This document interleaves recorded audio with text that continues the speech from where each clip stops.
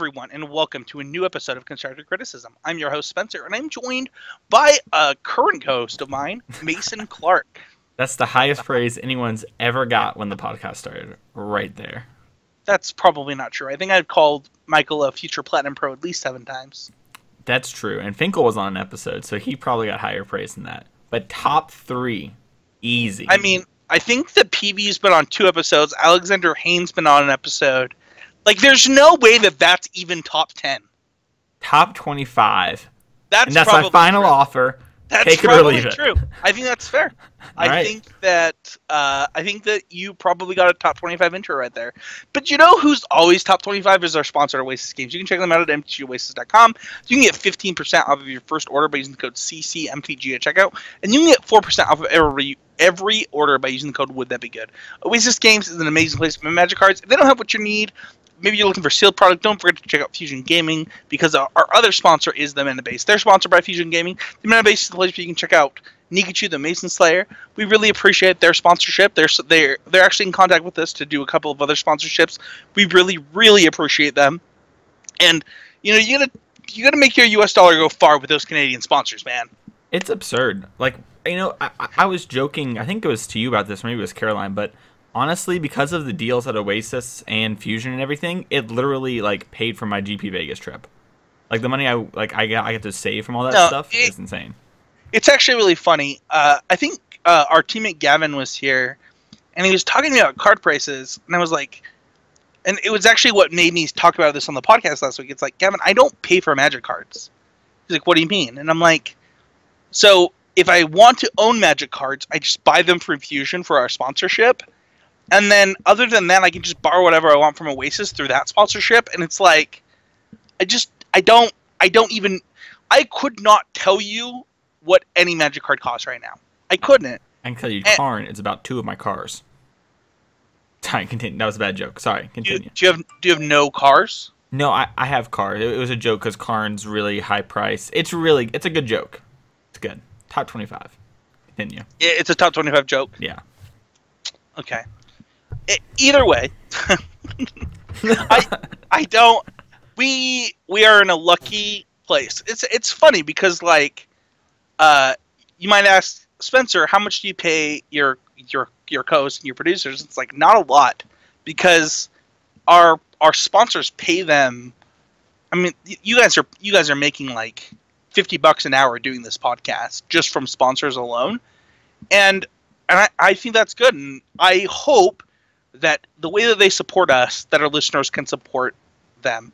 Also, I just looked at Karn's price, and oh my gosh. I know, right? It's insane. 65 US is a lot for a Planeswalker. So like, this is the actual story. Like, it was like, I was on Fusion, the sponsor, and I was looking at the store credit, and I was like, $40 for Karn. And I was like, it's probably not going to go up much more, but it's not going down for 4 months. That's like $3 US. You should have snapped that off. Well, I did. I took the deal. But it was like, I was like, man, this is like so much money. I'll bite the bullet, and down the road I'll regret it. And then like a week later, it's like, oh, I like doubled my money. what happened? I mean, in Canadian, you quadrupled it. So I'm check out retiring, both of our. So. Yeah, I mean, just sell those cards Canadian, and you just move to Canada. In all seriousness, no, we really appreciate both of our sponsors. You should definitely check them out. You can check out the rest of the network at CCMTG on the Constructive Criticism Network. That's pure. Oh my gosh, I can't even say words right now. I'm distracted. I can hear my son crying, for those wondering why I'm distracted. Yeah, so don't forget to check out Limited Time Only and Common Knowledge, the 2 other podcasts on our network, as well as all the YouTube content produced by myself and Mason. Whether it's deck techs, Wednesday Night Warrior, gameplay videos, check it out on the YouTube channel. Boom. We have a special shout out to our newest patron, Thomas Pete. Thomas is actually qualified for the next Pro Tour, and we really appreciate his contribution. He's wanted to do this for such a long time, and he's asked me about it a couple of times. Shout out to Boots Peppercorn in the chat right now. He's actually got a YouTube channel of his own playing Arena, so check him out on Twitch and on YouTube. Let's go on to our Patreon question, though, because if you're a patron of the show, you get to ask a Patreon question. And it says, "Hi, guys. I hope you are all well. I'm a Legacy player, but I'm considering getting back into Standard and playing some PPTQs this season. I miss having larger local events to play every weekend. My question is, how should I pick a deck going into the new format? I tend to like control/prison deck type decks, and generally see myself as a UBX shell in standard. So, Mason, you might have a different opinion of this than me. My opinion is like, have a friend play against like 10 games on Cockatrice with all the decks you're considering, and then buy the one you like the most. Not even the one that you win the most with, but like if you're gonna play PPTQs in like local events, I would just buy the deck you like. Win some store credit with it to build into to go into other decks and stuff like that. But I don't find PPTQs hard enough, and maybe I'm biased here, but I don't find PPTQs hard enough to like sway my decision as to like what deck I want to buy. Right now I own like green, red, black, green, and mono red, and it's like these are just decks that I can see myself playing a PPTQ with, or playing a local FNM with. For me, it's Wednesdays. I play Wednesdays because they're higher EV than FNMs out here, and it's like these are just the decks that I can see myself playing, and it's not even a matter of like what's the best deck for me at that level. It's like what can I see myself playing and winning with, and if you just like jam 10 games with any deck, you're probably going to see how much you like the deck and what you can see yourself doing with it. Yeah, I like that. I also like to say that like after this episode, it's going to be so easy for them to win because we'll teach them all the tricks. Oh man. There you go. But no, I agree. So it kind of depends on what your goal is, right? So if your goal is just to like play some local PPTQs, play like a Wednesday tournament, a couple FNMs, whatever. I love Spencer's idea. I think if you're trying to play more competitively, it's hard like to only have one deck or have access to that. So I kind of like Spencer's idea where you just kind of stick with the deck for a standard season, grind with it, and then you can like build out your collection for other future standard seasons. And it's good to enjoy something. Yeah, with that being said, I did want to read the rest of their question because I wanted to kind of separate it. They said, I played a few leagues with this deck list. Mason will put that on the screen. I replaced Commit Memory with Nicobolus. I enjoyed almost all the games, but did not have a winning record. Is this a deck that's worth spending time on and learning? I think that I have a shot winning most games I played, except for the games against down to Vanguard and Black-White Vehicles. I'm not sure that this is the best as a question of the week or a deck doctor. If you like the question, feel free to answer in the segment. Otherwise, thank you so much for what you're doing. So I do have a thought on this. I don't hate this deck list. I don't hate this style of deck. The thing is that at the PPTQ level and at the FNM level, I do think that the thing that you're rewarded for is like having fun and enjoying yourself and like playing your best Magic. So while I probably wouldn't start myself in a blue X control starting point, that doesn't mean that it's wrong. I think Search X Contest is an extremely powerful Magic card, but I might consider trying out some of those blue-white decks before I bought into something. Just see like what is all this Teferi nonsense about, and see if that's something that you might enjoy more. Yeah, I forgot what their name is on the Patreon question, so I'm sorry if you said that and I forgot. But I can't pronounce. It's Kaio or Xiao. I've only talked to him like 17 times in person. Oh, okay, so it's not like you should know their name. That's reasonable. So I definitely shouldn't know how to pronounce Kaio's name, but I'm pretty sure it's Kaio. All right, Kaio, I'm doubling down on Kaio. You said you like control decks and prison decks. That's literally what the blue-white Pull from Tomorrow deck that Brian Gottlieb has talked a lot about on Game Podcast and just got second at the GP. And I'm sure we're going to talk about that a little bit later. We'll touch on it. I would look at that deck. I would pull that up on Cockatrice and play that because that's like a very pure control deck. And then when you ultimate Teferi, you kind of become like, all right, well, how do I kill your resources with a draw every turn? And it's so much fun. Ultimate Teferi, that's not how you win with that deck. You Teferi minus targeting itself to make it the only card left in your deck. Multiple times to win the game through that. Well, you can do that, but you try and ultimate it, and then then you have commit to memory, and you ultimate. And you're like memory. We both draw 7, but you have 7 less lands. All right, go, and then you start minusing the Teferi on itself. You're trying way too hard, man. Like you just mill them out by targeting itself. It's like the best. That's the most efficient way to use Teferi. Is every turn you play it, and then you're like minus, and they're like target. I mean, clearly this is your 4th Teferi that you've played, or your 32nd Teferi that you've played, right? Yeah, I know. I agree. I'm just saying we've ultimated like the second one. The first one died, and the second one ultimated, and now we're just minusing until they concede because we can never deck. Is it draw cards? I thought it was cast triggers. No. It's whenever you draw a card. That's why they play pull from tomorrow. So you ultimate, and then your plan is to pull or commit to memory. So if you pull for 5, they lose the game? Basically, yeah. That's the idea. And then Okay. you pull with all the card advantage. And then once you have the ultimate, you just minus on your Teferi because they can never kill you. Yeah. So it's just hashtag always improving is the next segment on this podcast. We believe if you're not getting better, you're getting worse. We want to be doing what we can all the time to be getting better ourselves.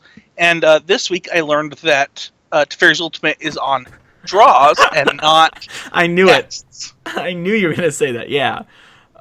It's so funny. No, here's the thing is I had a rough week. You might know that we're recording this on Tuesday.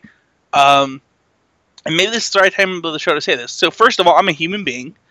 And because we are family appropriate, I can't say the things that I want to say. But to all the haters out there that are messaging me bad words and emailing me, I can say, forget you.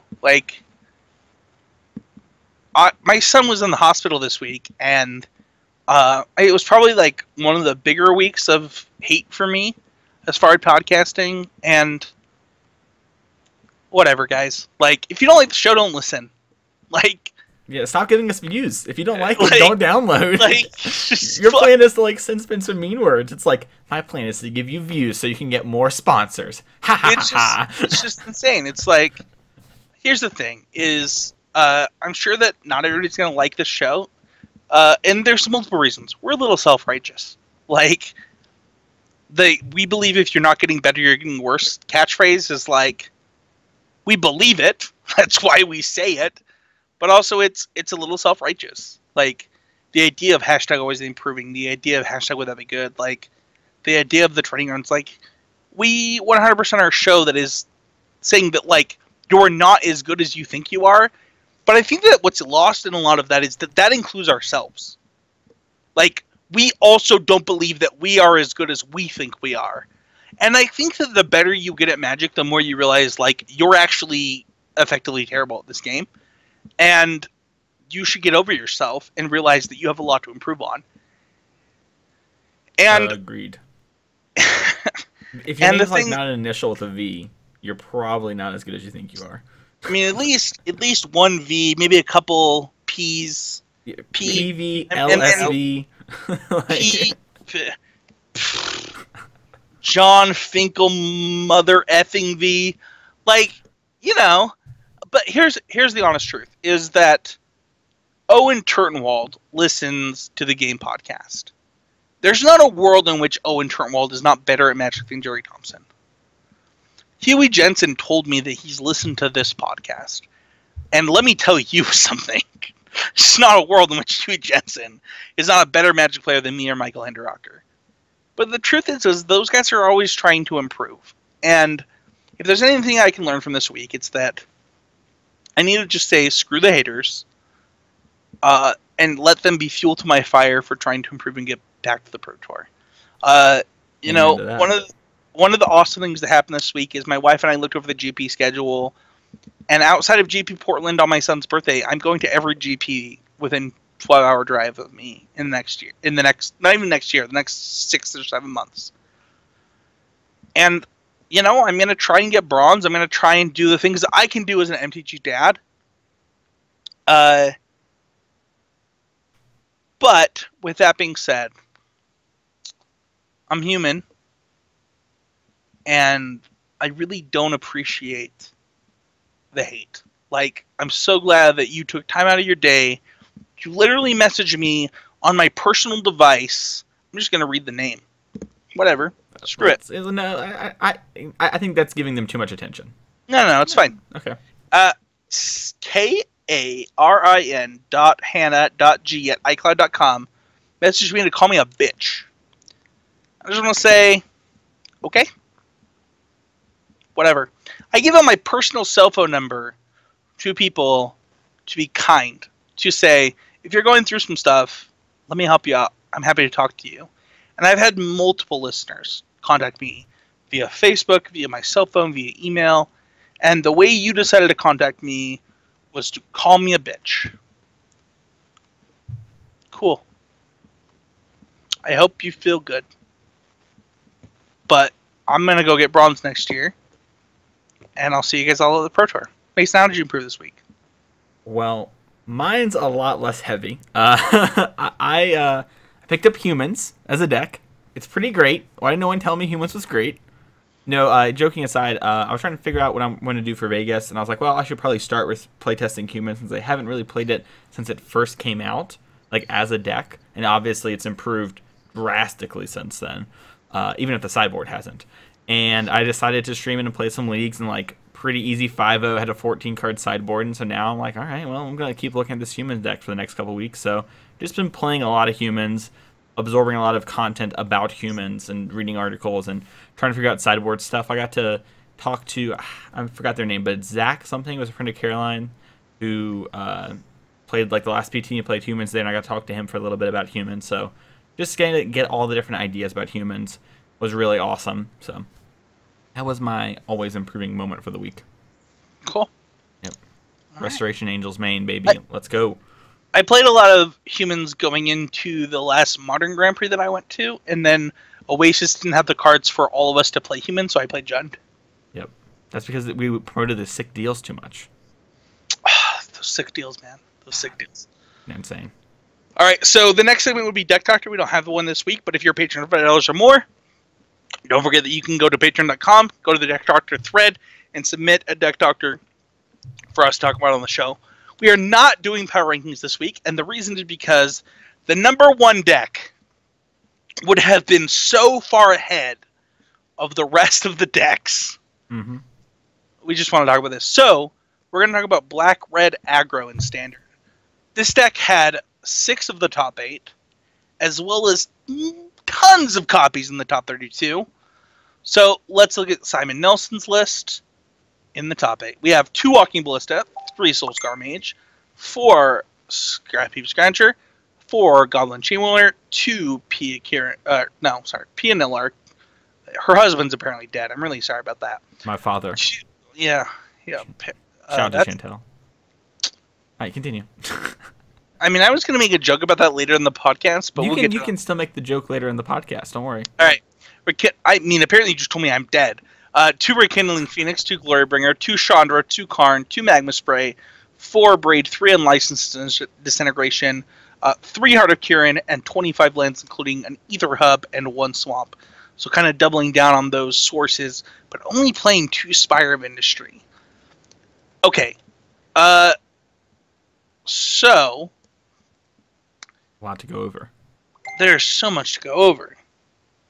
So I guess I'll start with one of the things I really like about this deck is... This list or the deck? I'm sorry, this list is they prepared for Red-Black to be a good deck, and they made their deck kind of bigger main deck and have less 1-toughness creatures, because Chainwhirler is a way to like really get ahead in the Red-Black matchup. Because if you're playing Bowmat Couriers and stuff like that, and they play a Chainwhirler, you just get X for 1 immediately. So I like that kind of stuff that's going on, and I like how the bigger diverse threats they have in the sideboard, but that's getting a little bit ahead of us. Do you like that change, Spencer? Do you like the Bowmat Courier builds, or do you like these more mid-range-ish builds? So my Wednesday Night Warrior video this week was literally me going over every single Red-Black deck in the top 8. Mm-hmm. And I have a few things that I really, really, really like that I think you should be doing. The first thing is some inclusion of Magma Spray in the main deck. The second thing is some inclusion of Soulscar Mage in the main deck. And then I do like Glorybringer in the main in some number. I don't know if it's 1 or 2. But one thing that I really hate is the Swamp. So if I was going to change Simon's deck list, that Swamp would become a Spire of Industry so fast that, my head would spin. But outside of that, I really like his land package. I think 2 Chandra, 2 Karn is 100% correct. And then once we get into the sideboard, his sideboard is very diverse, right? It's 1 Cut, 1 Glory, 1 Agrath, 1 Contempt, 1 Chandra, 1 Karn, 1 Heartless Pillage. We'll get into that later. 1 Fiery Cannonade. That seems interesting. A Doomfall, a Release, 3 Duress, and 2 Chandra's Defeat. So his sideboard is super diverse, right? Like, it's a ton of 1-ofs. I mean, literally 10 1-ofs. But one thing that we see that's very clear is he wants to be able to go hard, crew it with Pia, crew it with Goblin Chain Whirler, crew it with Scrap Heap. So play Chandra and Karn get to, uptick plus crew it, or downtick plus crew it. Both of them, actually Chandra can do that, right? Because she's a -3. Yeah, you can't minus Chandra and crew it with Heart profitably. But what you can play Chandra plus play Heart, which is pretty powerful too. Yeah. So the deck is a Heart of Kieran deck, and I think that the inclusion of Magma Spray and Soulscar Mage is really great. I think that this deck is short as a Soulscar Mage in the main deck. It's playing 3, right? Yeah. And other than that, I think the main deck is great. I don't know what the correct sideboard for this deck is, and I don't think that we would know that for quite a while. But the thing that I want to talk about really quick is like a simple summary of the deck. And I think the easiest thing that we can say is it is the better and probably the best Heart of Kieran Planeswalker deck in the format right now. Yeah, I think with the way the format's lined up right now, if I'm trying to play a Heart of Kieran Karn deck, I like this one. I think it does a good job of being aggressive in the game 1 without having some cards that are like suspicious, like Toolcraft Exemplar at times. And then it transitions into a bigger mid-range deck that maybe can't outpower the decks like Snake as easily with their big board clears, but can still have game against them. I actually think that like the reason that I like Simon's version of the deck is that it plays Glorybringer in the main, really increasing your matchup against things like Black-Green.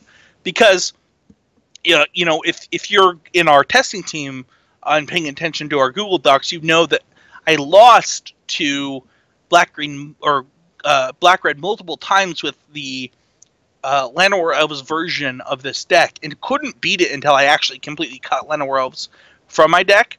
But if other people get on the plan of like cutting Llanowar Elves and just playing a very value-based green-black deck, which is, I believe, the correct way to do this, then 2 Rekindling Phoenix, 2 Glorybringer, a couple of Chandra, a couple of Karn is like a great way to actually beat that deck. Like, that's actually a problem for the black-green deck. Mm-hmm. And I think that cutting down on the number of total walking ballistas is a good look for that, where maybe you're not playing 4 and you go all the way down to 2 to kind of make sure that your mid-range package is perfect to try and attack those other great mid-range decks, with Snake being the best. I'm sorry, are you talking about Snake going down to 2 ballista or Red-Black going down to 2 ballista? Red-Black going down. Okay, sorry, I got confused for a second. Yeah, all right, I got really confused. I was like, whoa, Snake and ballista, come on, let's not get crazy land. But yeah, no, that makes a lot of sense to me. I do agree. Like, I think the elf is okay in Snake, and people are really high on it. But I do think the deck is better when it's played as a pure mid-range deck, especially since post-board it normally wants to do that anyways. And elf is like a real liability with Chain Whirler, and it's like a really bad late game draw. So I really like that you've cut elf from the Snake deck completely. I think that also just like if you just play like 2 leagues with the deck, you'll immediately see how much better Adventuring Impulse is on turn 1 than Elf is. And if that's true, then you just want to max out on like the number of effective 2-drops that you play, so that you can go Impulse or Push on their card, or on your side, go into your 2-drop package, and then have the correct number of 3s. And because of Impulse, you can play like a good number of 3s, right? Like you can play a couple of Brontodon, maybe even a main deck. What's the Exile Graveyard? Deathgorger Scavenger. Yeah. Yeah. So like you get a good number of 3s with Rishkar in those, and that's also the reason that I think that Simon was really in the right place, because I think he leveled where I would have been. Like if I had gone to this GP, I would have been on Snake minus Llanowar Elves. Mm-hmm. And I think that his deck is still okay against me. And I think I talked about this a little bit on the First Strike podcast this week. If they build their red-black deck correctly in the main deck, it's probably one of your worst matchups. I agree. Now, that makeup has to include flyers, right? So it has to include Rekindling Phoenix and Glorybringer in some number. But I don't know how hard that is. Yeah. That is the interesting part of this, right? Is how greedy do these black-red decks want to go when compared to like fighting other mid-range decks like green-black, and then also getting that gives them the leg up in the mirror, because before this weekend some people were playing Bomat couriers and stuff, like Yu-Gi-Oh! Players list, for example. And when you do that kind of stuff, you cannibalize yourself and you make yourself better in those matchups, but then decks like blue-white come in and they have a better matchup, right? Because you're not getting under them as much. You're not slipping underneath the counter spells. You're playing more bigger cards, more grindier cards. And they're like, oh, you want to play a grindy game plan? Hello to Fairy. So it is going to be interesting to see where these black-red decks try and position themselves and what they try and do with their sideboard as well to fight this. Because I think they have a lot of the tools they need to fight these decks. It's just figuring out on the weekend which version of the deck to play. And you know, one of the things that we'll see is if you look at like the green-black constructor deck that top 8'd, they had 4 Llanowar Elves and only 1 Fatal Push. Well, like, how do you lose to a Heart of Kirin deck?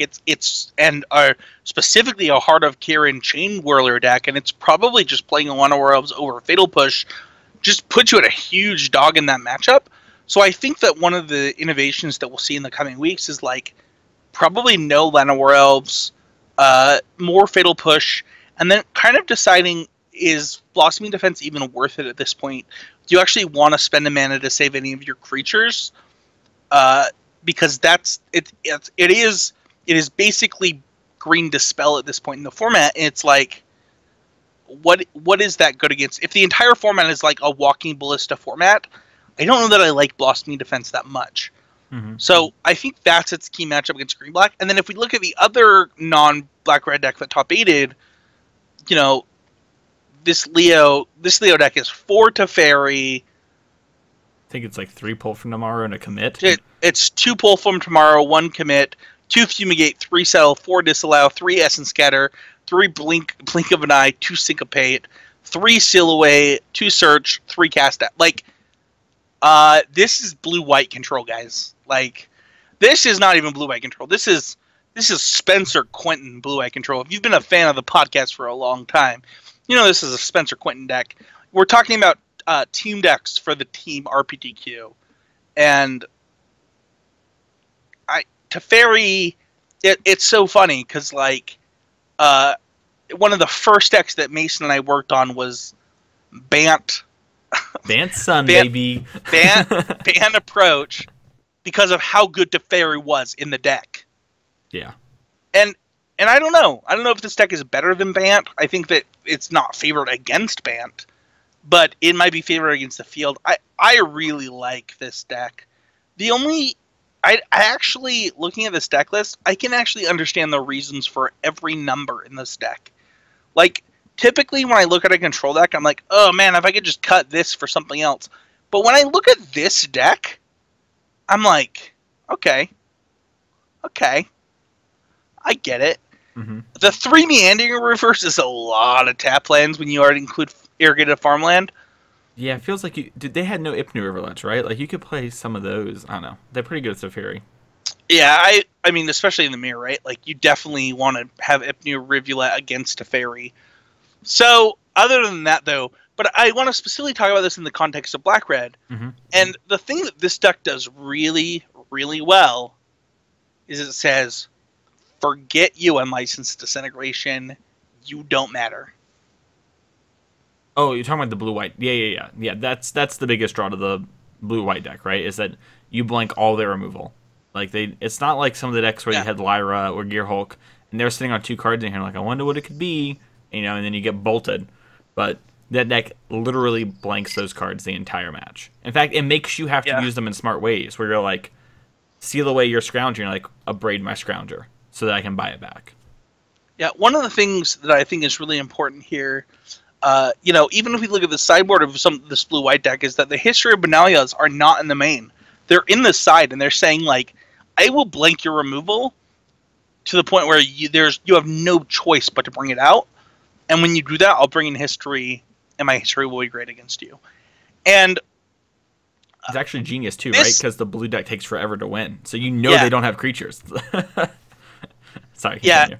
No, it's fine. But that being said, the black-red deck did beat this. Yes. So, did you get to see any of the GP top 8? I gotta see a little bit of it, but why don't you talk about what your thoughts are? Sure. So I watched 99% of the top 8. And then I started my stream because I thought blue-white was going to win, and then somehow black-red overcame and then won game 3. But the person who was playing blue-white played black-red in the quarters, the semis, and the finals. Yes. Yeah. And so they did really well. Now, ironically, it's like each time they played, their person's deck got like bigger. Or sorry, like kind of smaller. It was like mid-rangey, and this one's a little bit faster than the other one he played. But regardless, the games were always close, and they would just pull ahead slightly, and then he would win. So I think the matchup is pretty close, but I think the problem for red-black is that you're down game 1. Like, they all lost game 1 against them in, like, pretty impressive fashion. So I think they really have to lean on their sideboard games to win. So, okay. Yeah, that's what I was going to say. Is that game 1, I think you're heavily favored, though. Are we kind of in agreement that the top 3 decks right now are black, red, green, black, and blue, white, though? Black, red, green, right. Green, black, and blue, white. I think they're the clear top 3 decks. And it's so funny because, like, did Adventurous Impulse do that much for green, black? And did Teferi do that much for blue, white? I guess it's Seal Away too, but it's so much. And then when you look at black, red, you know, early on in the format, we were like, oh, it's mono red because then you can play Chain Whirler. And the people were like, no. I'm going to play Scrappy Scrounger, and I'm going to do it for free while still playing Chain Whirler. Yeah, and get all the sideboard cards. Yeah, so it really made this like really aggressive mid-range deck with a great sideboard plan. And classically, if you look at things like Bloodbraid Elf Jund, other style of black-red, Mardu vehicles, Mardu vehicles, green-white tokens, these aggressive mid-range decks have done a really good job of being like the decks to beat. And so it is not surprising to me going into this weekend, the deck I lost to the most on MTGO was black red vehicles. It wasn't even close. It might have actually been my only losses on MTGO with green black snake. Yeah, it was really interesting too because like going into the GP, I kind of expected Snake to do so well because it's so good against black white, and black white had such a dominating performance. It's good against black white. It's good against control because like your top decks are insane with Adventurous Impulse, and then and then Vraska like being really insane against Cast Out and Seal Away, right? Like it kind of just did everything that I wanted to be doing. But when I was playing on MTGO, it was like I don't know if did I message to the team when I was like getting crushed by this deck? I might have been busy or asleep or something. I'm not sure. I was literally like, I had to literally cut Llanowar because I was like, I cannot beat this deck with Llanowar in my deck. And I played against it 3 times. And so I immediately cut Llanowar and my win percentage shot up. And the thing is that I don't think that that's uncommon. I think that like if we look at the Dominaria set, whether it's green-white, black-green, mono-green, like there are all these decks that are like, yeah, we're just going to jam Llanowar and get the mana advantage. But it's like, the thing is they didn't give us the cards that make it so that Llanowar Elves gives you enough advantage before Chain Whirler comes down on the draw. Yeah. You don't get that far ahead. Yeah. And the thing is that like the amount that Glint Sleeve Siphoner is better than any other card that you can be playing in black-green means that you're already susceptible to this card. And I think that the thing that the black-red deck does so much better than the black-white deck is Chain Whirler turns the decks that like you care about into reasonable matchups while getting to continue to play the Karn game. Like black-white is already good at playing Karn, but this deck gets to play Karn and Heart while also just being a good Karn and Heart deck. Yeah, it has the mana sinks you need and it has the artifacts you need for your Karns to be really well.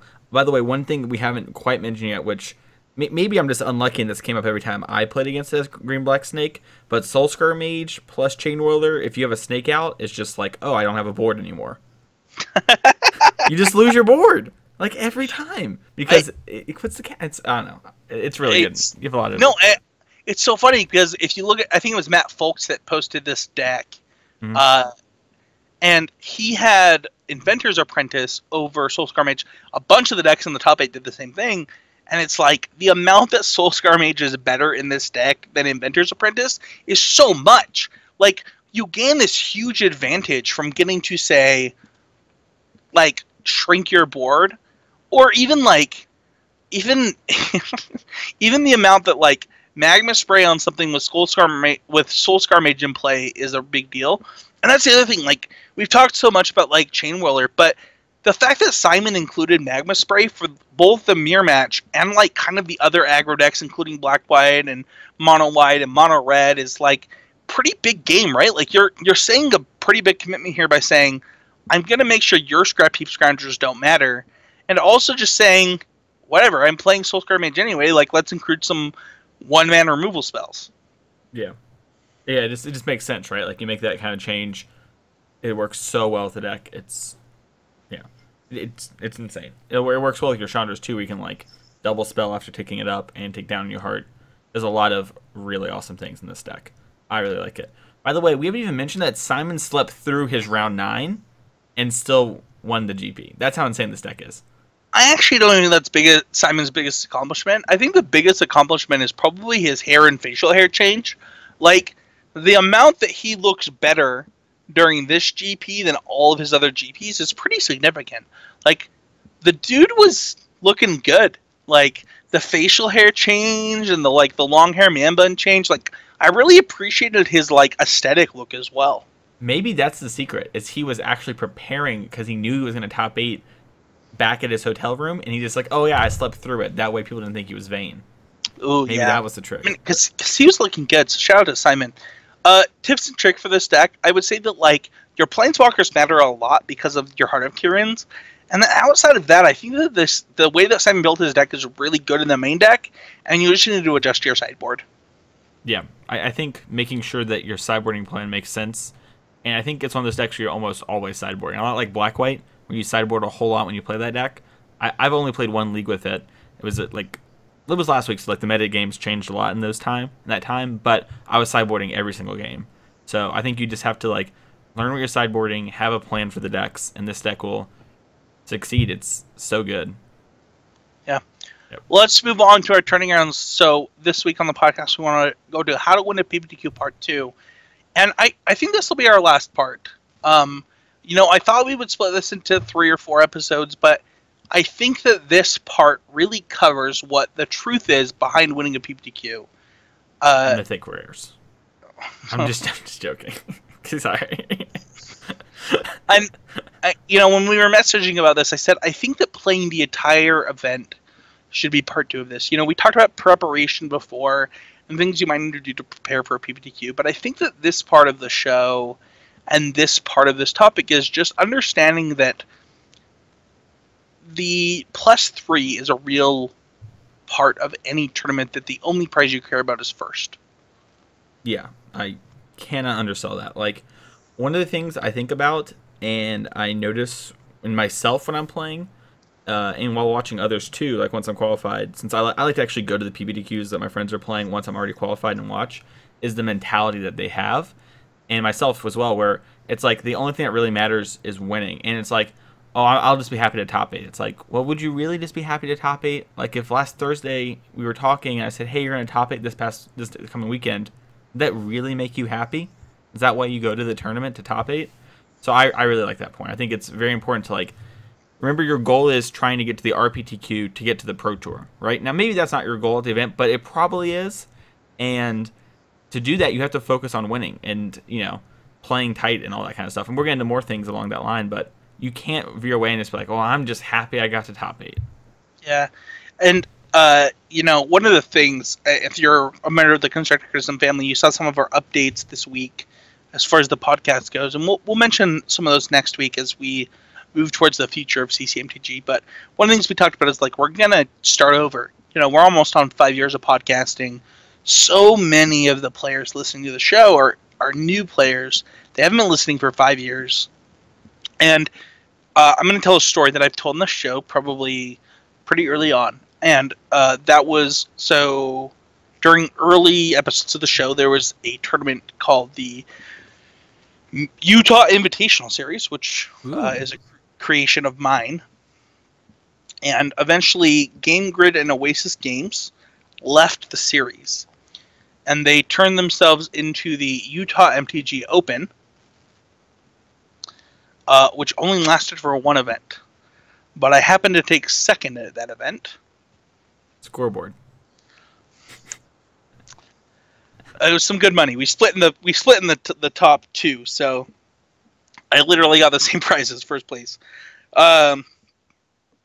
But one of the things that happened during that event was pretty pivotal in my pivotal in my Magic career. And Alex Sittner and I were talking in between rounds. I don't remember what round it was, but I said only X number of rounds left. And then Alex said, no, there's X number plus 3 rounds left. And I was like, what are you talking about? And he's like, well, my goal is not to top 8 this tournament, it's to win it. And it was a huge click in my head. It was like, I have been looking at Magic tournaments wrong this entire time. Because the thing that I've been looking at is like, what record do I need to top 8? Mm-hmm. And I should be good enough to just top 8. Yeah. The record that I need to top 8 shouldn't actually matter. And that the thing that I need to focus on is playing every game the same way to give myself the best chance to win every game I play. Because whether it is round 1 or the semifinals, my goal is to win the match of Magic.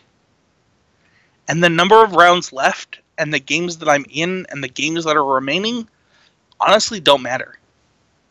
Yeah, the non-factors, right?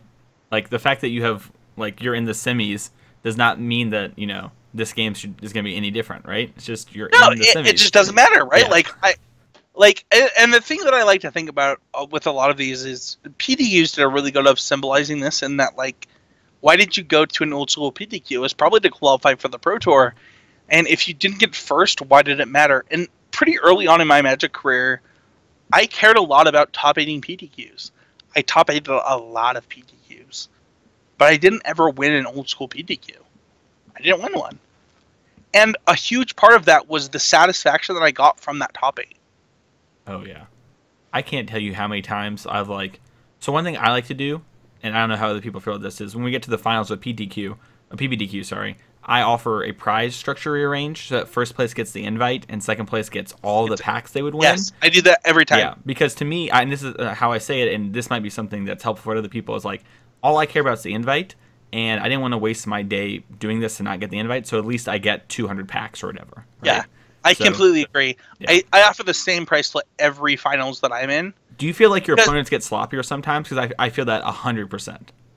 I mean, I've gotten 2 concessions out of it. Oh, okay, I never got a concession, but all right, continue. Sorry. I've literally won 2 PPTQs from this prize split, and Casey won a PPTQ against me in the finals because I was having a baby, and said, second place gets everything, and he's like, deal, and I said, okay, I concede. Yeah. Like, I myself have gotten the other side of that twice, where it was like, second place gets all the prizes, first place gets the invite, and they said, okay, and then while we were shuffling up, they conceded to me.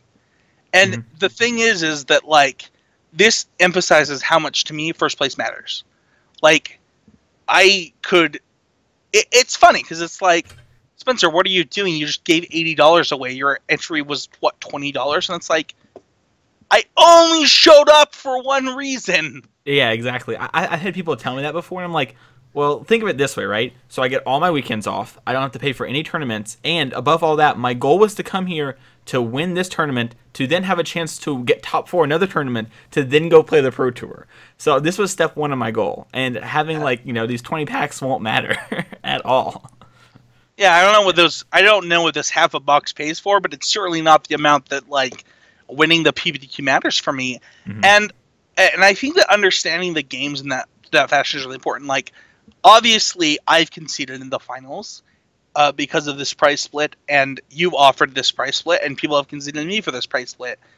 But I think that actually says more about the people conceding than it does about, like, your overall goal, because the only prize that matters at a PPTQ, if your goal is to win, is winning.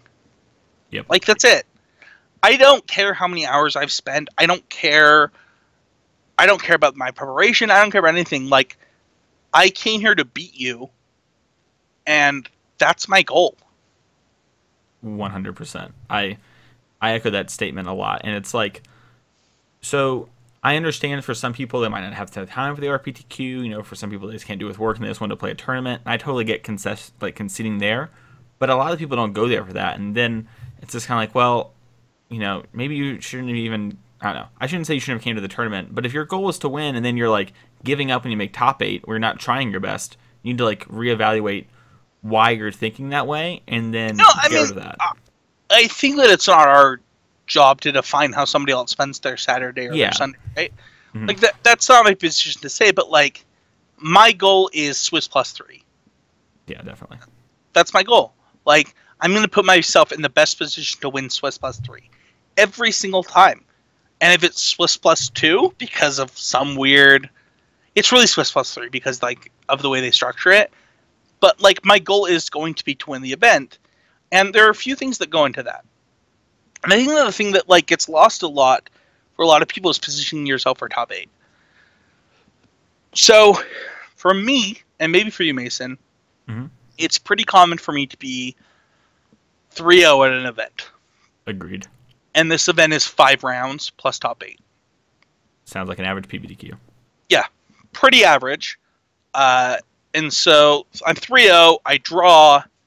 And the number of people that like to double draw is honestly surprising to me. Because the reason that you double draw is to lock yourself into the 2 or 3 spot 100% of the time. If you're not locking yourself into the 2 or 3 spot, it's pretty silly for you to double draw. Like, I'm not double drawing for the 4-5 slot. I'm just going to play the other 4-5 player. And one thing that you have to think about is, like, this is a bracket. And I want to put myself in the best position to, like, do well in this bracket. People might think this is a little scummy. I've played a lot of games once where I've lost and then offered the draw.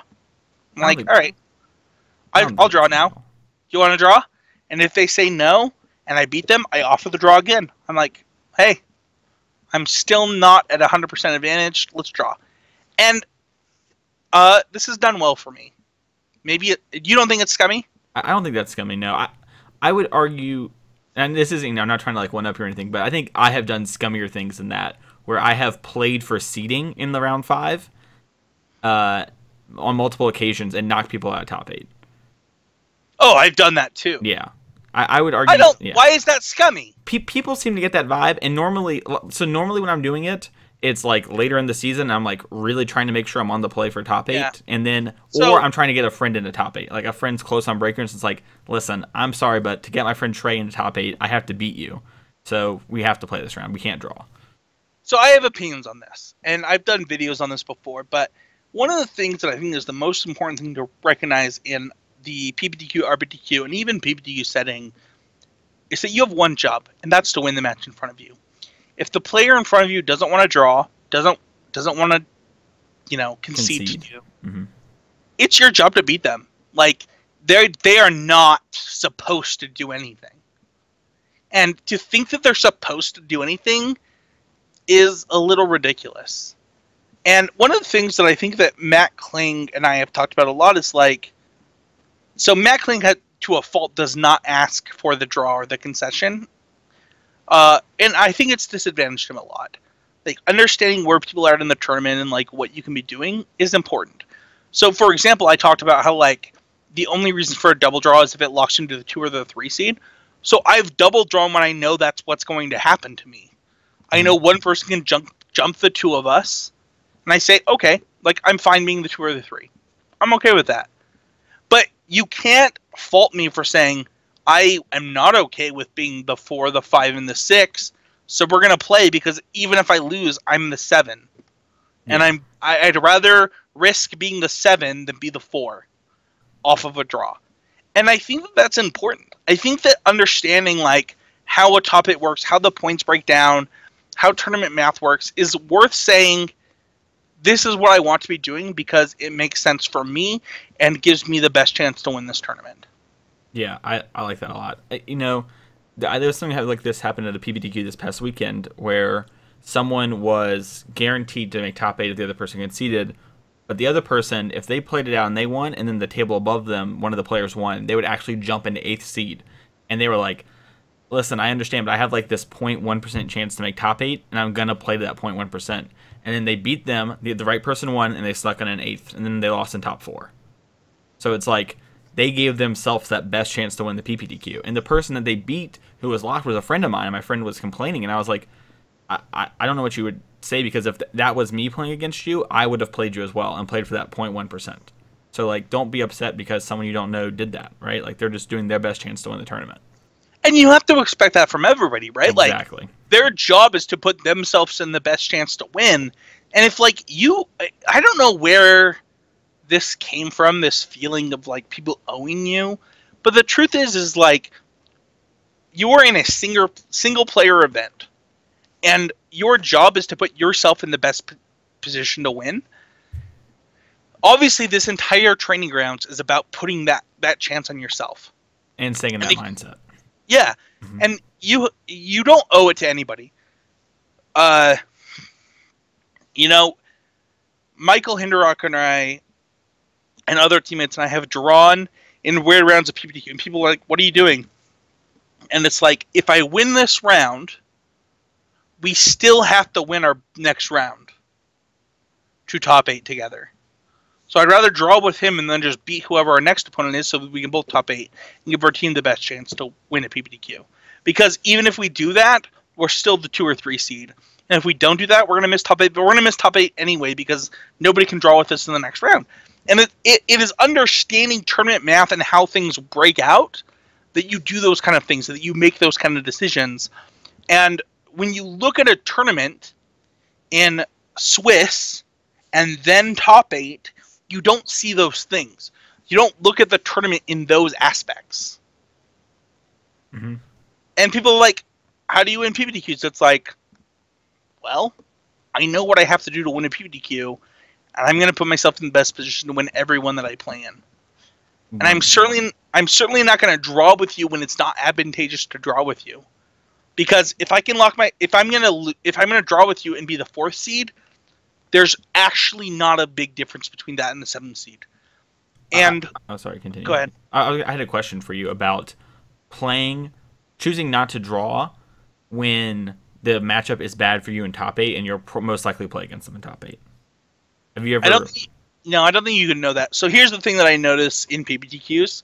Yeah. So the 1 seed is usually a lock. It's usually going to be a player that has to play. Yeah, definitely. So you can't know who's going to win that match. Mm-hmm. So I ignored that one, right?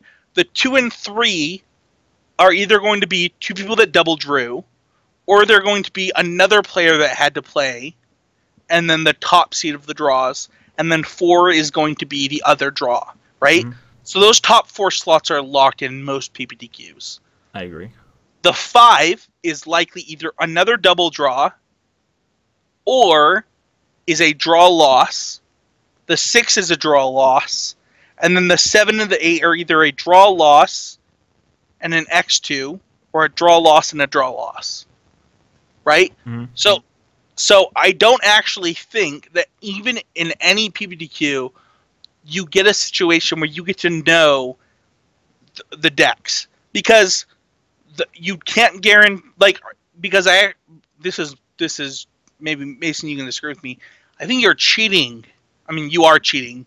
If you know the 1 seed going into your draw, it means that you waited to fill out your match slip to the point where you were doing it at an advantage, and it's actually against the rules. Yeah, no, I might have done this in the wrong sense. What I meant is, okay, and I've never done this. This is actually something that came up in conversation a couple weeks ago. Yeah. I don't know anyone that's done it, but basically the idea is like, cool. I'm playing a deck that's bad against Sun, right? I don't believe that what you're saying is usually legal. Okay. So what happens pretty often, this is something that happened in PTQs all the time that was infuriating, is people would like just watch the game next to them. Oh, I'm not talking about that at all. Okay. No, hold on. But let me explain. So people at PTQs used to watch the game next to them and wait to see who won, decide if they wanted to draw. And to be fair, there is one PPTQ where this happened to me, where the player to my left won, and I offered the draw to my opponent. And technically, I can't offer the draw, or we can't draw because that player won, but there's nothing stopping us from drawing at this point. We were 1-1 at the time. It's like, do you want to draw? It's like, cool. Okay, we're both locked for top 8. Because the player that won took 9th.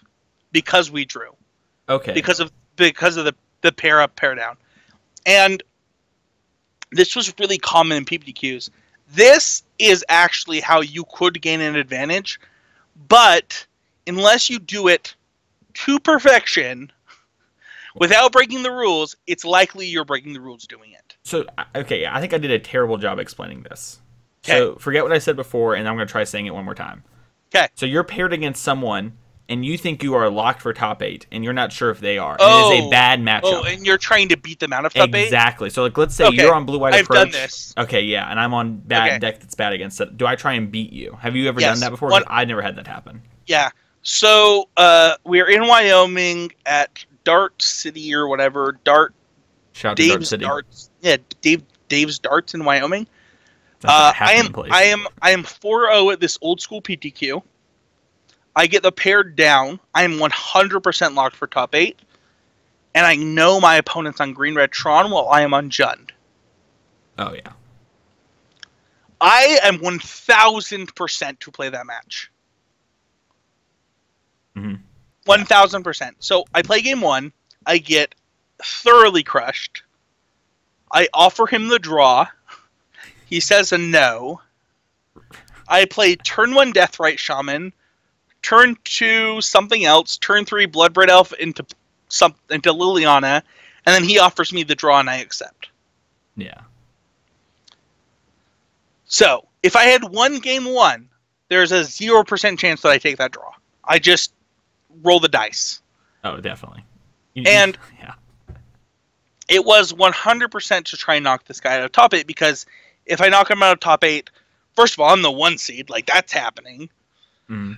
And second of all, that Tron deck is in the top 8. So yeah, those things come into consideration when you're saying the only price that matters is first. But you have to have knowledge as to like what your opponent is playing going into those, right? And I think that it's reasonable to be like, hey, like we're both playing for top 8. Like just tell me what you're playing so we can make an educated decision as to what we want to do. Oh, that's not an unreasonable question. I feel like I know what all the top players and top people at the table are at a PPTQ. So usually that's true for me, but I have like it never happens in limited where I know that, and most of my PPTQs these days are limited. Okay. So a lot of the times I do find myself saying like, "Hey, you know my deck," because I'm really open with players. People tend to come up to me and ask me about my decks in limited PPTQs, and I'm really honest. I'm like, "Hey, like this is my main deck configuration. Here's my 2 sideboard plans," and I find that most local players for me are pretty open with me when I say like, I've been really open with you. Will you be open with me? Like, let's figure out what's best for the 2 of us to get into top 8. But as far as constructed is concerned, I don't think it's that different, right? Like, like if I'm sitting there saying, hey, I'm on Green Black Snake. You know I'm on Green Black Snake. I know you, and you're either on Blue White Control or Blue Black Control. Like, let's talk about it, and then let's decide what we want to do. I find most players are amicable to that. Like, it's not hard. Like, they want what's best for them, and so in those situations, I think you can just shuffle up and talk. It's not illegal for you to tell each other what decks you're on. Just talk, and then figure out what's best for you, and then make the decision accordingly. Yeah, I definitely agree with that.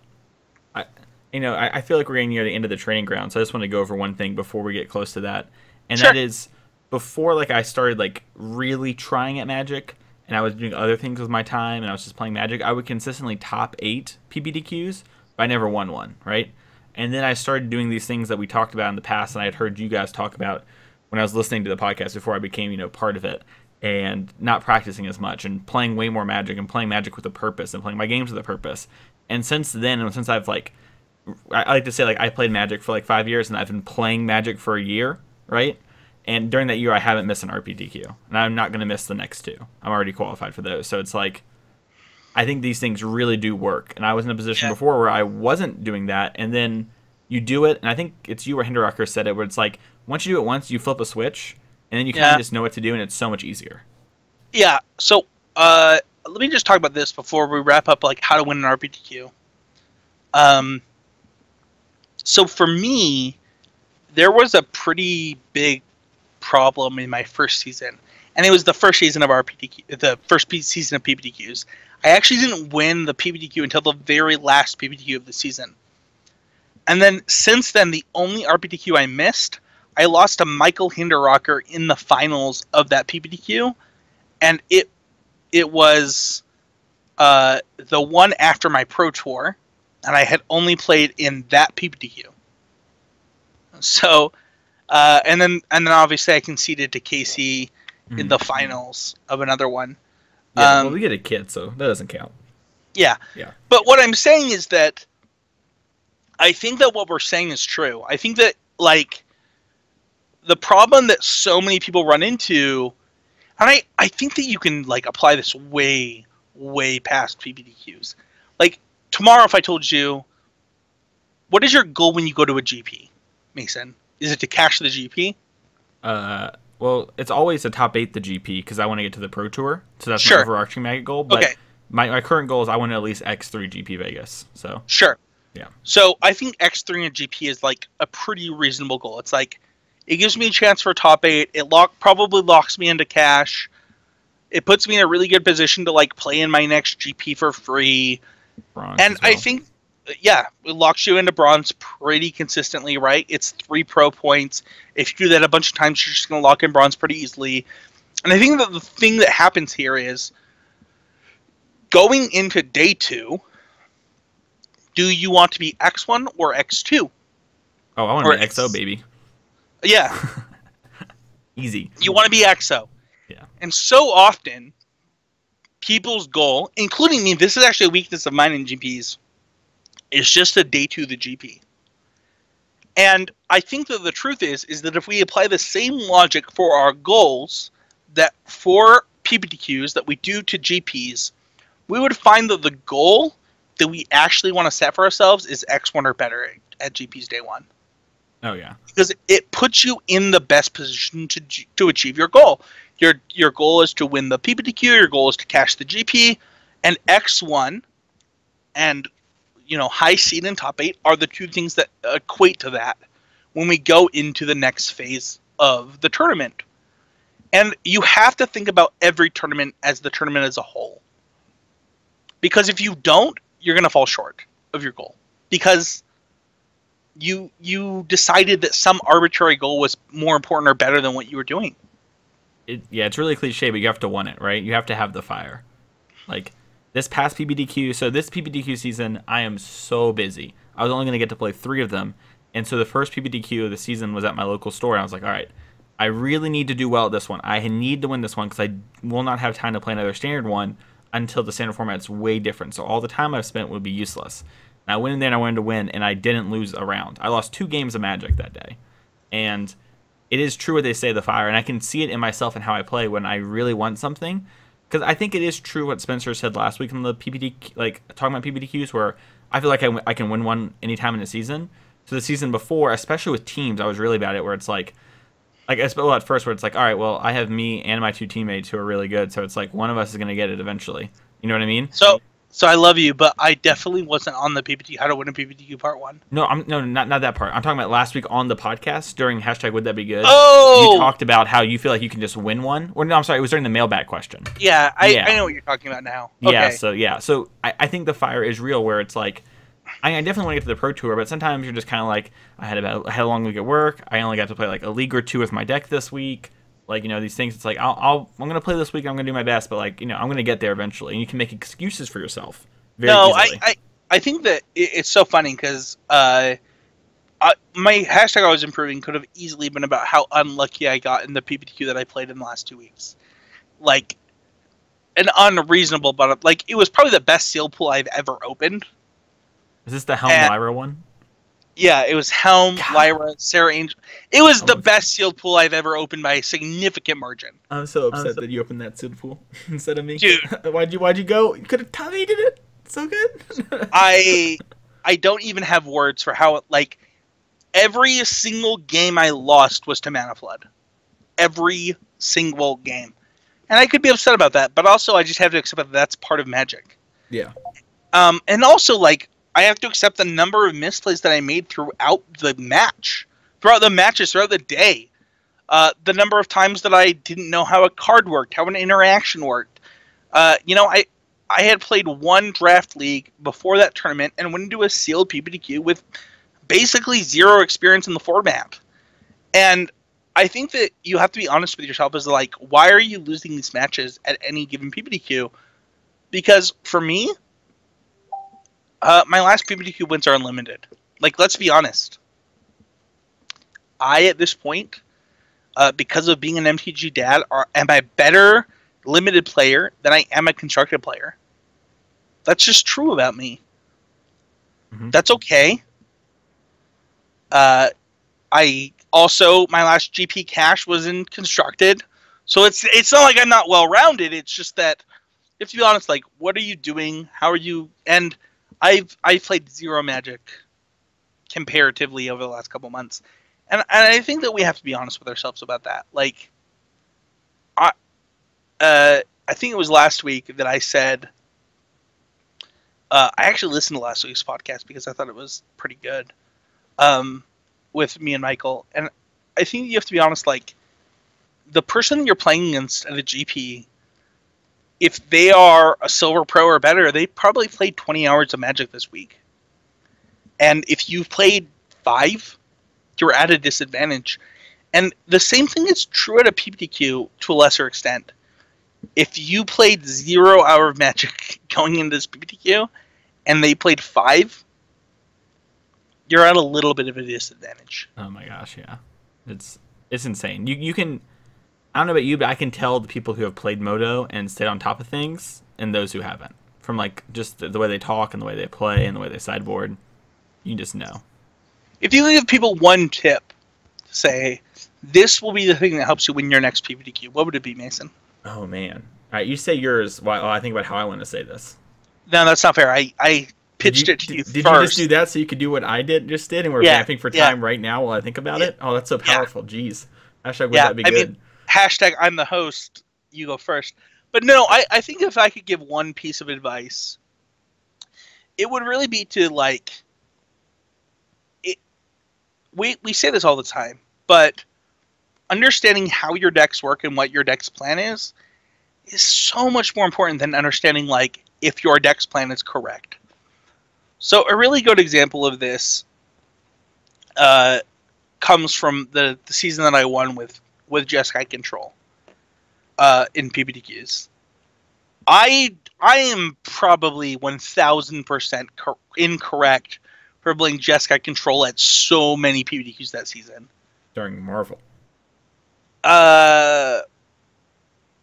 So I don't know that people. I think it was the copycat season. Oh, well, I thought it was Marvel because Andrew was playing the deck, but maybe it was both. So I think that copycat was like the best deck, specifically 4-color copycat, because I beat it in the finals of that PPTQ. So I don't actually think Marvel was correct yet. Okay. But anyway, but that deck was so good against 4-color cat that the PPTQ I won, I played 4-color cat 5 times. And it was like a bye. It was like, I can't actually lose to this deck. They have 0 outs to beat me. And the thing is I knew it was good against that deck, which was the best deck, and then I knew my game plan against other decks. And even if my game plan was wrong, I knew my game plan against those decks. And I would say that, like, whether it's a sealed PPTQ or whether it's a standard PPTQ, understanding what your deck is trying to do and how it's trying to do it is more important than what your matchup looks like at the end of the day. I agree. So my tip is going to, like, steal that kind of, but it's no. That was my tip. All right. Well, here we're gonna see. We'll see how you think about it. Okay. So you want to go into it. If I had to give you one tip to win your next one, you have to go into it and want to win it. And what it means to want to win it is know your deck, know how your deck sideboards, know where your deck stands in the metagame. Play as much Magic as you can. I don't care if it's 1 league of Moto or it's 15 leagues of Moto. Like, just want it. And some people will make fun of you for practicing for a PPTQ and going that hard, but I promise if you put in the time and effort and the work, it will pay off. So you just have to really want it and dedicate yourself and acknowledge this is something that you really want and you want to work towards, and it's okay to be really passionate about that thing and really want it. And, you know, like, people are going to, like, some people will make fun of you for trying so hard for, like, a PPTQ, but if that's where you're at, that's where you're at, and you need to put that work in. And just doing that work will pay off. Make me feel bad, man. Why? I don't know. I've talked about this on the podcast before. My friend group is, like, kind of elitist, where people have come up to me asking for signatures, and as they're walking away, my friends make fun of them, and I can tell that they can hear my friends making fun of them, and I feel super bad, and I, like, go up to the players, I'm like, hey, my friends are jerks, I'm really sorry. But I think that PPTQs are the same way, where, like, so, like, let's just look at my friend group, right? So it's like, if I were to say, like, my closest friends in Magic, it's Mason probably... sorry, continue. I just want to miss it. It's Casey, Matt, Manny, Quentin, Michael, probably Danny, and it's like outside of Manny, Casey's the only one that hasn't just won a PPTQ every season. Manny's just one of my best friends, and it's like I don't think that most of us have to try, and I don't know the reason. So when we do these, like, how to win a PPTQ episodes, it's kind of hard to explain other than saying, once you're good enough, you're good enough. And you need to stop doubting yourself and just play the best Magic you can. Yeah. I agree with that. But I also think, I think you agree with me. So I'm not trying to. No, I'm not disagreeing with you. I'm trying to figure out, like, how we can be better as a group. Because I think we're rude about it. Well, I mean, you know, we're having a conversation here about it. I haven't obviously seen this because we live across the country for each other, so we're never at PPTQs. Well, what I would say right, is, if you think you're rude about it, you're probably rude about it. And the best thing to do is to be like, Spencer, Michael, whoever, stop it. Like, you know what I mean? Like, don't act that way. I think that's the best way to do it, and you have to call your friends out on that. And if they're not okay with doing that, you have to decide, are you okay with your friends doing that, and are those the people you want to associate with? Yeah, I wish that rather than the things that... I do think that we try and help people. So I don't think that that's not true about us. But I wish that we could be better about uplifting the entire community. And I think part of it is, like, part of the... And this is probably true of every Magic community. Part of the Utah community is pretty hostile and gross and, like, not actually willing to improve and kind of scummy and salty. And they're terrible at Magic and they don't know it. And, like, they, like, I mean, I told this story on a Wednesday where I had an opponent that I, like, crushed in the top 8, and I offered a handshake, and he was like, don't ever offer me a handshake when you beat me, and it's like, hey, man, like... It's funny. FTG Salt's my favorite. I live for Moto screenshots. I don't know, like, it's so absurd to me, so... You're alone in that, on this podcast, but what I'm saying is that I'm sure that my friend group could do better. And that's not even saying that we do poorly. I'm sure that none of us have ever been rude to a player trying to win. But behind their backs, I'm sure we're horrible. Yeah, and I think that's true for a lot of people. I just want you to know that, like, so there are people like Michael Hinderocker are going to be Platinum Pros, and eventually they have to start with the PPTQ scene, right? They got to get up there eventually. And they play a lot of Magic. That's the secret, though, right? Dude, I wish you understood how good he was at Magic. I wish everybody I know listened. how good he is. I watched him play at the GP, and I'm just like, yep, like everything I thought from watching and talking. It's do you feel bad? Like, no, I'm inspired. I'm like, I want to play against. Oh, that's the thing. When I see someone better than me, it makes me want to get better. Like when I lose to good players, I get more excited. Aaron Muranaka, local PT Top 8 competitor. My entire goal for a long time was just to crush this guy. Crushed him like 3 out of our last 4 matches. Just crush the guy. He's like not even close to Michael. Alex Sittner, local drafts, just crushing the dude. Like 7-time, 8-time Silver Pro. Doesn't matter, just crush the guy. Like all these local guys, like I feel like I have something against. I just don't feel that with Michael, dude. Like he's so good. He's so good. It's like watching him play Magic sometimes is honestly like watching the greats. It's like I don't get what you get. I don't see what you see. And our chat is saying right now I can tell how good Michael is just by hearing him talk. But it's not close. Like if I were to rank Utah players, it would be like Michael number 1. Skip and then a couple spaces. Yeah, just skip. And then it's like Alex, Michael, me, Quentin, probably Aaron, and probably Sammy. And then it's Travis, Drew, random people. Like rest in peace, Danny.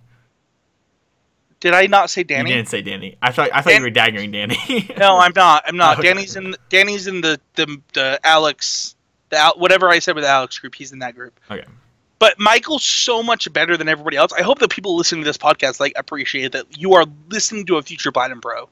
Like, I will never be Michael unless I can dedicate the time that Michael can dedicate. Like, it just won't happen. And the thing is that if your goal is to win a PPTQ, which is what this episode is about, you don't have to be Michael.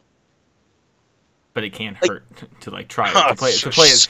It certainly won't hurt. Yeah. Well, that's the thing, right? It's like, and I kind of put the Facebook poll out there on the group to get a feel of that for this episode. But I made a post in the Constructive Criticism family saying, how many leagues do you play in a week, right?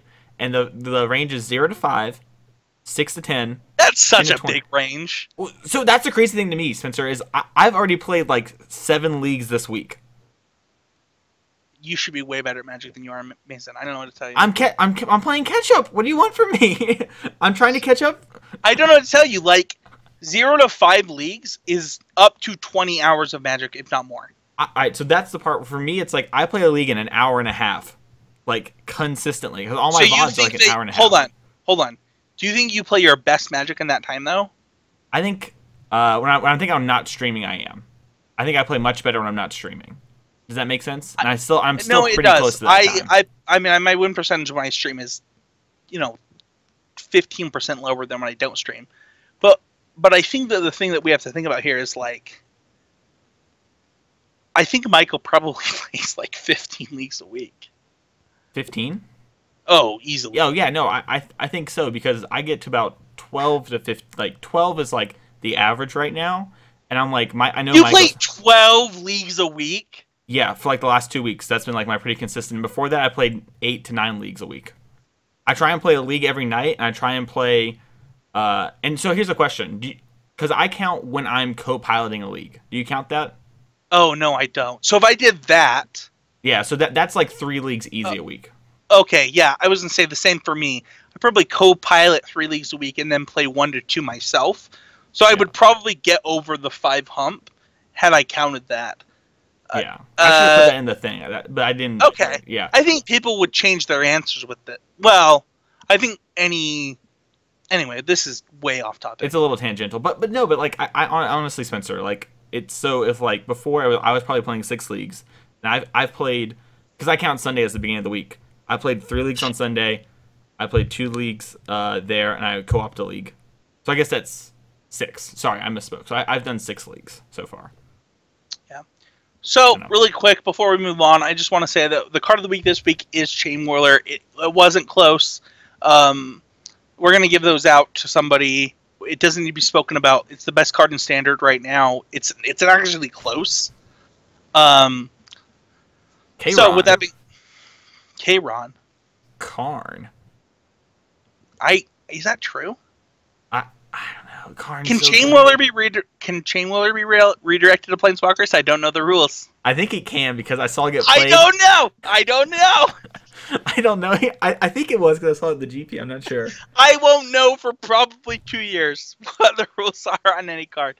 But that being said, don't forget to check out patreon.com/ccmtg. Become a patron of the show.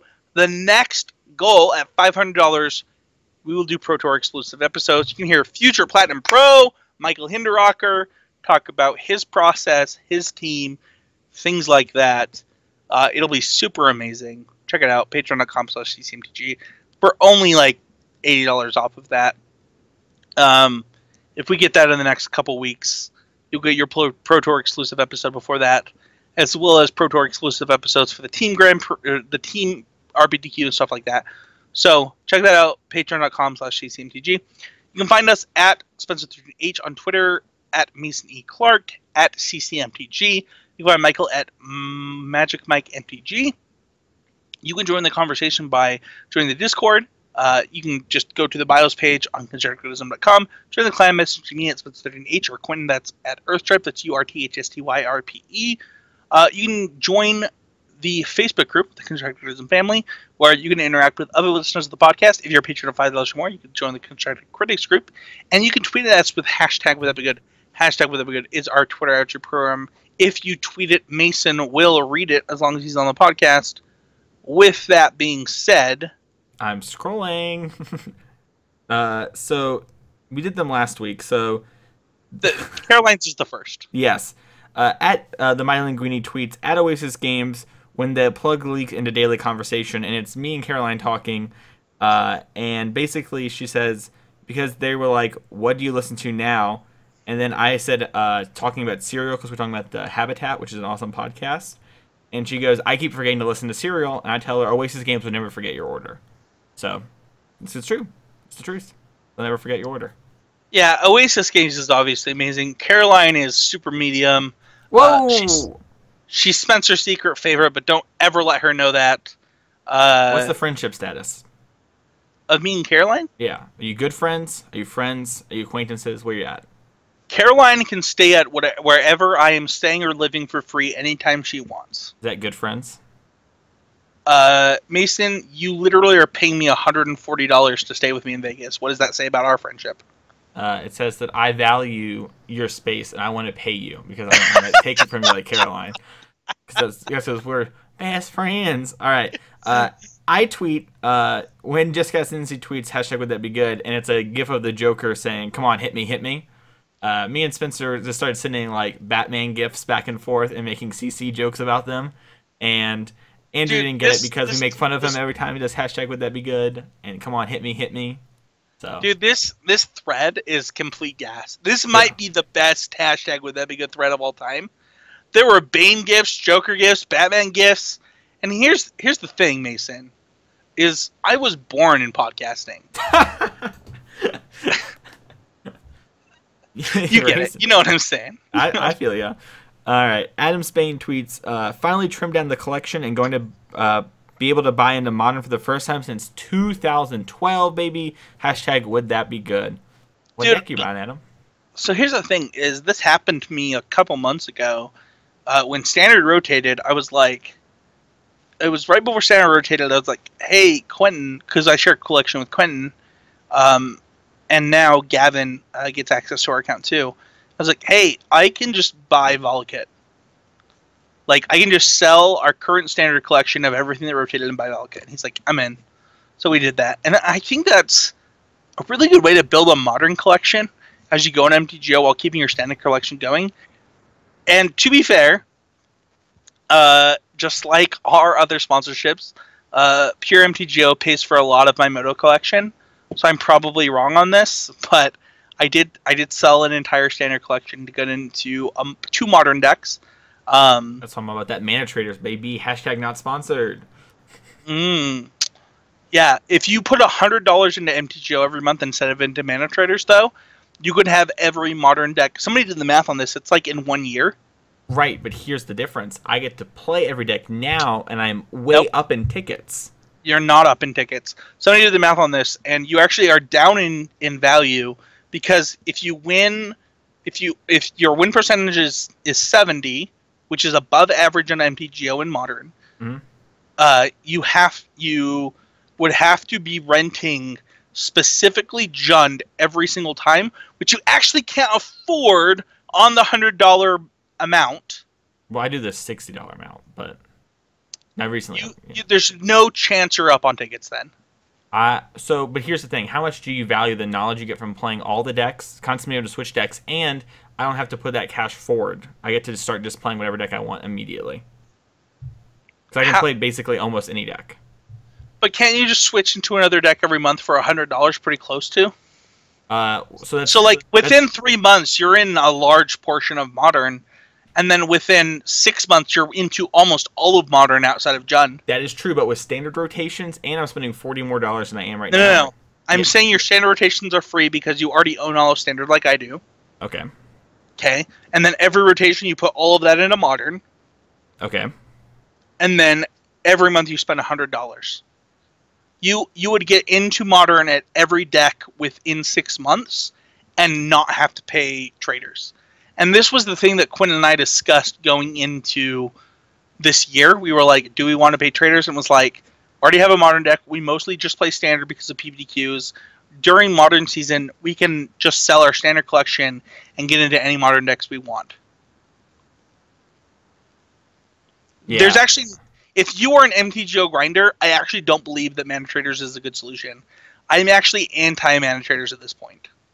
Okay, well, we'll agree to this. I have had great, but it doesn't matter. We don't have to talk about this on the podcast. You can play any deck you want, right? Yeah, I can play any deck I want, and I can play any Standard deck I want. It's Standard season right now, and then during Modern season, I can sell all of that and play any Modern deck I want, and I retain all of that value.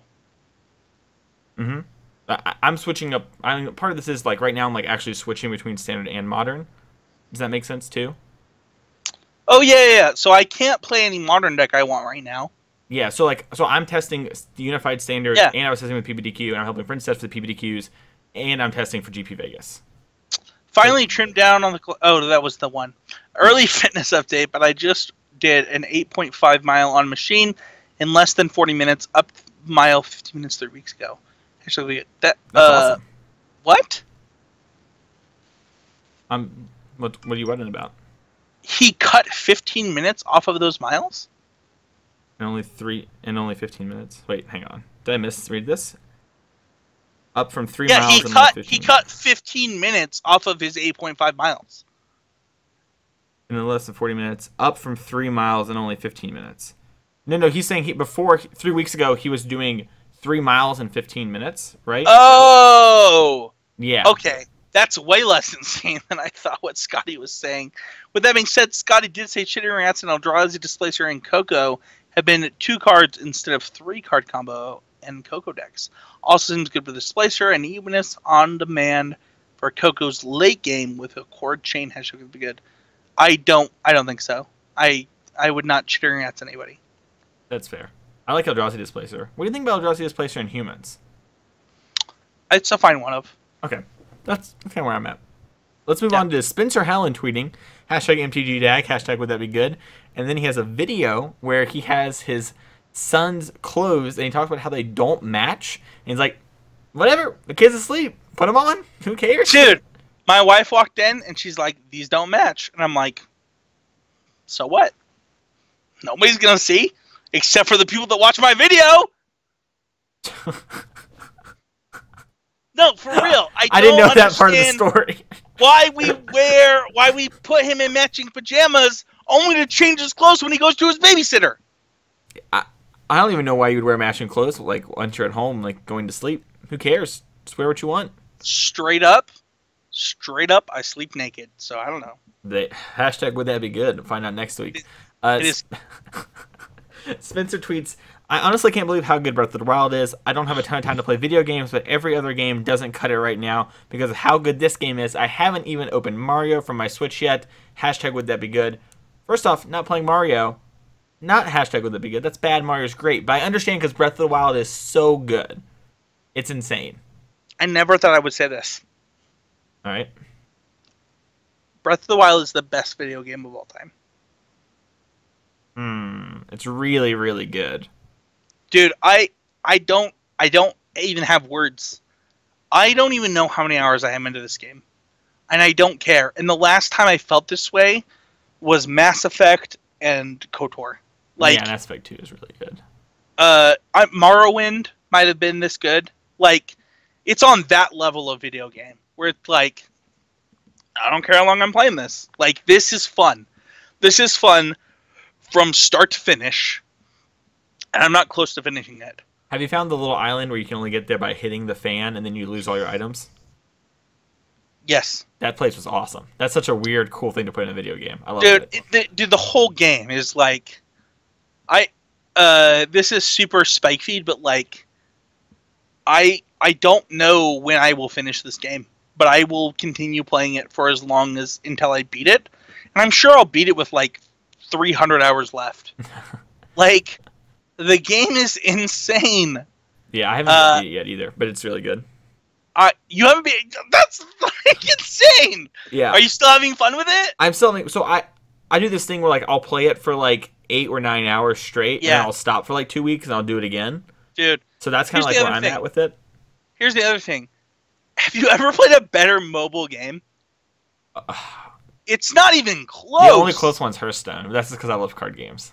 Oh, dude, the only close one to me was Final Fantasy Tactics Advanced. Like, I think I played that on the phone. The only game that comes close is Final Fantasy Tactics Advanced, and it's because it fit on your Game Boy SP so well. And the Game Boy SP, by the way, probably the best mobile system outside of the Switch, depending on how the Switch evolves. Yeah. But I don't actually have words for how good. It's funny because if you asked me literally a week ago yesterday or tomorrow, so last Wednesday I said Breath of the Wild is the second best video game of all time behind KOTOR. And today I'm prepared to say that Breath of the Wild is actually just the best video game ever. And that eliminates my Star Wars bias. Like, Star Wars is my favorite thing in the world. KOTOR is my favorite video game of all time. But it's not as good as Breath of the Wild. It's not. The only downside of Breath of the Wild is the weapon system. It's stupid. Oh. I don't know why they did it. I kind of like it. There's you're going to be scrappy. And also, it's like the hoarder in me where it's like, I don't want to use my best sword. It's so stupid. It's so stupid. I use my worst weapons all the time because I don't want to use my good ones. And then I think to myself... Get to use it, you feel so powerful. Do you, though? Because I never use them. Anyway. Oh, I use them eventually. Eventually, I'll get mad at the boss and I'll kill it. Spencer13H, editing how to win a PPTQ cast together without the time-sensitive portions. Hashtag be good. Ask Mason. That's his job now. I thought he was saying he was going to do it. I was going to say that's awesome. But that would be an awesome Patreon-only thing that maybe I'll have time for soon. And then maybe if you're a patron, you'll see that pop up on the website soon. It'd be pretty sweet. Yeah. I can make that a Patreon-only goal. To have, like, training part segments together. I can make that a goal. Yeah, I can just add that over. Gronk licensed Monster Energy. Spencer13H has to be good. What's a Gronk? So Gronk is the best tight end of all time, and it's not close. But he's also always injured, so he's a Patriots tight end. He has 2 Super Bowl rings, one without him and one with him, so he was injured during one of them. So here's the thing. Gronk's insane. I don't know what this tastes like, so I can't give an opinion. But I think this is Gronk and Brady's last year. So if they don't win the Super Bowl this year, I don't know how Gronk energy will last. I don't know. I don't know what's going on. Do you like energy drinks? Are you serious? I don't drink them at all. So the orange, Rockstar Recovery, the orange, the fruit juice, and the lemonade are the only energy drinks I drink anymore outside of Red Bull, sugar-free Red Bulls for Red Bull vodkas because I love vodka. There's probably a 0% chance to get me to drink this drink. So here's the thing: is Rockstar Recovery is basically like Powerade with caffeine and garnine. Okay. What is it called? Carotene? I'm not exactly sure, but continue. Carotene? I don't know what they're called. It's something like that. So basically, thing, right? It's just Powerade with the energy supplements. I don't drink any other energy drink anymore. And the reason for this is because when I was working at Oasis Games, I was having about 8 Red Bulls a day. Wow. and I was having heart palpitations, and I went to the doctor, and they did a CAT scan on me, or not a CAT. Yeah, no. What's the one that they do for pregnancy where they like put jelly on your belly? Nope, that's a vagina thing. Oh, my bad. Always on my mind. I'm not sure. I also just said vagina on the podcast. It's all right. No. It's a gosh darn it. They like put a jelly on your stomach and then they ultrasound. It's an ultrasound. So they did an ultrasound on me, and it's fine. I'm the one that has a kid. I'm the one that's an idiot for not remembering this. And they found sludge in my stomach from drinking energy drinks.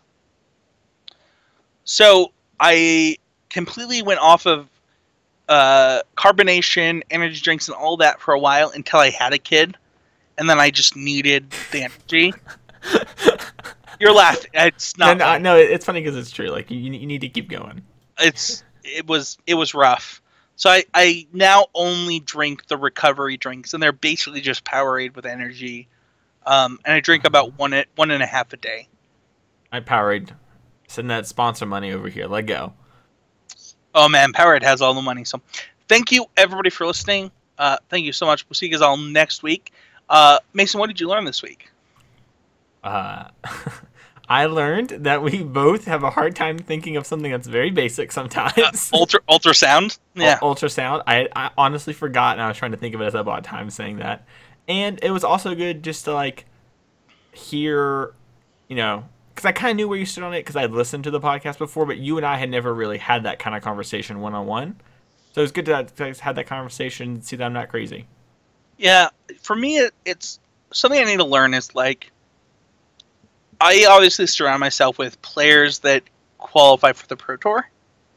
And I don't think our listeners have that luxury. And one of the things that I need to learn is like how to communicate with players that can't do that. Because I mean, even in Nashville, you have one player that qualifies for most Pro Tours. Basically. We have Hess. I mean, I've looked at your Planeswalker points, your pro points, and Utah's abnormal. We have 6 players that have qualified for Pro Tours in the last 3 years, maybe more. 7? Yeah, it's a lot of players, and in other locations, it's significantly less. So I don't know what makes Utah different. I don't know if it's we have deals at Oasis Games.